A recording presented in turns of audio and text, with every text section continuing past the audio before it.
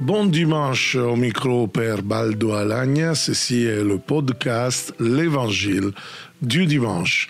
Et ce dimanche, nous sommes au 3e dimanche du temps de l'Avent. L'Évangile est l'Évangile de Jean, chapitre 1er, des versets 6 à 8, jusqu'à après, on saute de 19 à 28. Il y eut un homme envoyé par Dieu. Avec cette très belle expression tirée justement du prologue de l'évangile de Jean, nous sommes ces versets 6-8 à la fin du prologue de Jean, commence le passage de l'évangile de ce dimanche. Et justement, son nom était Jean. Jean, Yohanan, en hébreu, ça veut dire justement le Seigneur est miséricorde ou a fait miséricorde, a fait grâce. Donc, c'est vraiment la figure de Jean encore qui est présentée à travers cet évangile en étant le projet de Dieu tourné vers les hommes. Maintenant, il va nous envoyer, il va manifester un homme. Dieu évite vraiment de faire, Dieu évite de choisir certaines autorités de certaines personnes, de certains systèmes religieux qui avaient l'autorité à ce temps, qui sont vraiment opposés à son projet d'amour. On va le voir dans ce passage clairement dans l'annonce de Jean le Baptiste. Donc, en effet, la tâche de Jean est de réveiller le désir des vies en tous les hommes et son message est universel. Donc, dans ces deux versets 6-8, donc, nous voyons qu'il est témoin pour rendre témoignage à la lumière, afin que tous, donc c'est universel, croient par lui au Messie, sous-entendu. Cet homme n'était pas la lumière, mais il était là pour rendre témoignage à la lumière. On comprend bien de quoi on en parle. La lumière, c'est le Christ, c'est le Messie. Et Jean, cet homme, est appelé pour l'annoncer afin que tous les hommes puissent croire en lui. Donc, on passe directement au verset 19. Voici le témoignage de Jean. Quand les Juifs, et là, ça commence. Dans un moment très compliqué, pas qu'en France, mais surtout en Israël, Palestine, appelons-la comme on veut, avec beaucoup d'antisémitisme, nous voyons là une alerte anti-judaïque des gens. Vous direz, mais alors la Bible est antisémite? Pas du tout. Dans toute la Bible, il n'y a pas d'antisémitisme. Mais en Jean, il y a une façon de dire contre les Juifs qui n'ont pas accepté le Messie, justement, qui sont à l'alerte, qui veut vraiment tuer le Messie et il veut tuer aussi Jean. Alors arrive l'alerte des autorités. C'est-à-dire pour la première fois, ces gens, excusez-moi, mais ils s'en foutent complètement de la population. Donc, ces chefs religieux, ils se préoccupent d'une sécurité. La sécurité, et là, ils vont taper fort, parce que pour la sécurité, ils vont tuer Jean le Baptiste, ils vont faire en manière que Jean le Baptiste soit tué, et ils vont être aussi responsables aussi de la mort, et pourquoi pas de la résurrection de Jésus. Et donc, nous voyons que comme Dieu a envoyé un homme, voilà que quand les Juifs lui envoyèrent de Jérusalem des prêtres et des Lévites. Donc, il y a un double mouvement. Dieu le Père envoie un homme et nous voyons l'humanité de Dieu. Et d'un l'autre côté, il n'y a pas l'humanité, il y a des prêtres et des lévites. Les lévites étaient un peu des policiers, des garants de la tradition, si on veut. Mais en effet, Dieu envoie quelqu'un pour réveiller la lumière. Mais de l'autre côté, il y a les ténèbres. Et là, il n'y a pas de gentillesse, il n'y a pas quelqu'un qui vient lui parler avec politesse. Ils vont pour lui demander « Qui es-tu ?» Comme pour te dire qui te sent d'être, de prêcher. Parce que, en effet, il était de la famille sacerdotale. Il doit être dans le temple, mais peut-être quand il était le moment de passer un espèce d'examen de texte pour rentrer, Jean le Baptiste n'a pas voulu. Et surtout, nous savons, vraiment, d'un point de vue historique, on ne sait pas s'il a vraiment habité à Qumran, mais le rituel du bain, du baptême peut rassembler à des usages esséniens comme à Qumran. À Qumran, justement, il y avait une communauté de prêtres qui, justement, avait quitté le temple. Il attendait le Messie pour pouvoir, justement, rétablir le véritable culte.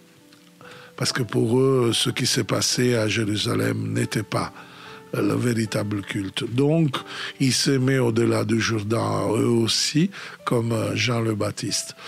Et nous voyons justement ces lévites et ces prêtres qu'en effet, ils demandent à Jean de répondre. Ils vont faire 3 questions et nous allons voir des réponses serrées à faire à mesure plus secs de la part des gens. Alors d'abord, il va dire « Je ne suis pas le Christ ». Pourquoi il dit ça? Parce que justement les prêtres et les lévites avaient peur du Messie. Il annonçait, il prêchait sur le Messie, il priait qu'il venait. Mais en effet, il ne voulait pas parce qu'un des rôles des Messies, c'était ceux de purifier le culte de Jérusalem, des prêtres dans la corruption. Et donc, c'est pour cela qu'ils avaient la crainte du Messie. Alors ils lui demandèrent, qu'en est-il? Es-tu le prophète Élie? Pourquoi Élie? Élie était le prophète qu'on retenait à ce moment-là, même dans le Talmud, on voit des passages qui doit arriver avant le Messie. Mais nous voyons la réponse de Jean qui va répondre « Je ne le suis pas ». À ce point-là, 3e question, es-tu le prophète annoncé? De qui il parle? Le prophète, c'est le prophète annoncé par Moïse, justement dans l'Ancien Testament, qui doit venir pour interpréter la loi, donc à prendre la place de ceux qu'eux, ils faisaient. Il répondit « Non ». À manière sec. Alors, ils ont fait une question qui semble vraiment rhétorique, mais bon. Qui es-tu? Il faut que nous donnions une réponse à ceux qui nous ont envoyés. Que dis-tu sur toi-même? Vous voyez, l'évangéliste cite le prophète Isaïe à ce point-là dans la bouche de Jean. Mais attention, Jean va le modifier. Et il va répondre « Je suis la voix de celui qui crie dans le désert ». Et donc, le prophète Isaïe dit « Préparez le chemin du Seigneur ». Lui, il dit « Redressez le chemin du Seigneur ».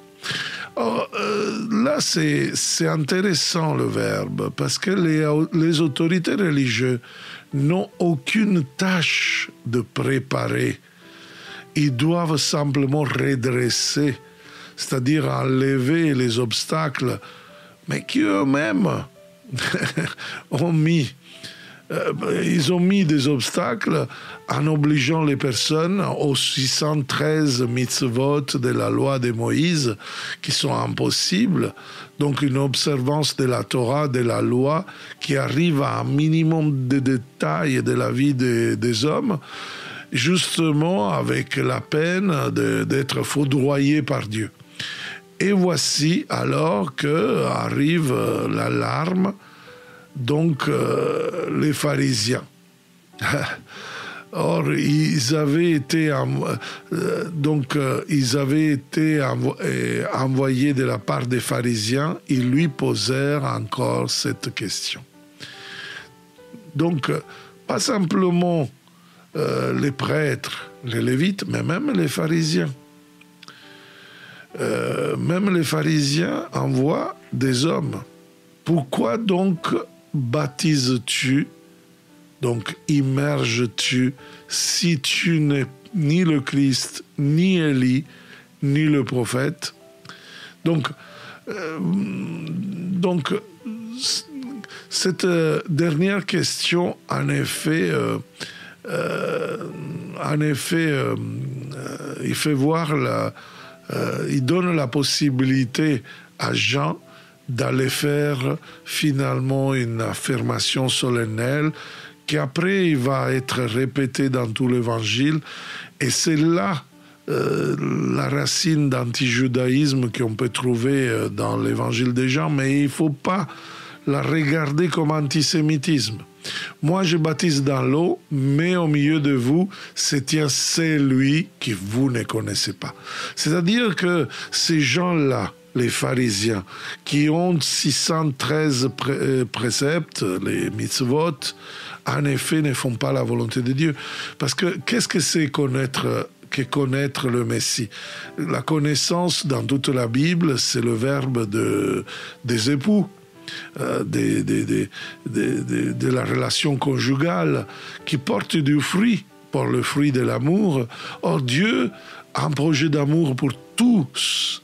Donc, il y a vraiment un projet universel. Pourquoi alors il dit justement vous ne le connaissez pas, et va le répéter justement, donc les pharisiens, les autorités, les chefs religieux, les prêtres ne connaissent jamais Jésus parce qu'ils ont une relation avec Dieu sur la religiosité, sur quelque chose, sur une observance qui n'arrivera jamais à connaître un Jésus qui propose une relation d'amour avec le Père, pas sur une obéissance aveugle sur la loi, mais sur une ressemblance d'amour, sur un accueil d'amour. Vous voyez, et ça, c'est vraiment terrible. Et alors, Jean va dire, je ne suis pas digne, c'est lui qui vient derrière moi, je ne suis pas digne de délier la courroie de sa sandale, et je vous ai déjà expliqué dimanche dernier, justement, que c'est une image du Lévira. C'était la femme qui a perdu l'époux, une veuve qui n'avait pas d'enfant, justement, doit être mariée par un époux qui était de sa famille, qui donc allait délier la courroie de sa sandale pour pouvoir... C'était un rituel, disons, pour rentrer dans la chambre nuptiale, donc de la prendre sous sa protection et enfanter un enfant pour l'époux qui maintenant était mort. Donc, c'est très intéressant le dernier verset. Cela s'est passé à Béthanie, donc de l'autre côté du Jourdain, à l'endroit où Jean baptisait. Et je vous ai expliqué déjà la fois dernière pourquoi Jean baptisait de l'autre côté du Jourdain. C'est un peu là que le peuple qui sortait de l'esclavage d'Égypte rentre en terre promise. Mais maintenant, la terre promise est occupée par ces gens qui en effet ont l'autorité, les pharisiens, les prêtres, etc., et en effet rendent esclave le peuple de Dieu. Et là, avec le baptême, Jean annonce justement la libération, j'annonce justement la relation, le désir de vie qui maintenant est possible, donc il le réveille en tous les hommes. Donc son message, je répète, est universel. Très bien. Je vous souhaite un bon dimanche avec ce podcast. Je vous encourage à le partager dans les réseaux sociaux, à tous vos amis, à tous vos familles, vos proches. Et n'hésitez pas à me faire savoir qu'est-ce que vous en pensez, s'il y a des questions, des témoignages par rapport à ce que nous faisons. Et je vous souhaite un bon dimanche à vous tous en préparation de Noël. J'espère que vous avez fait pas simplement les décorations, pas simplement acheter un cadeau, mais plutôt la crèche pour nous rappeler que nos cœurs, ils doivent accueillir à tout instant de notre vie Jésus. Et je vous donne rendez-vous à dimanche prochain. Ciao!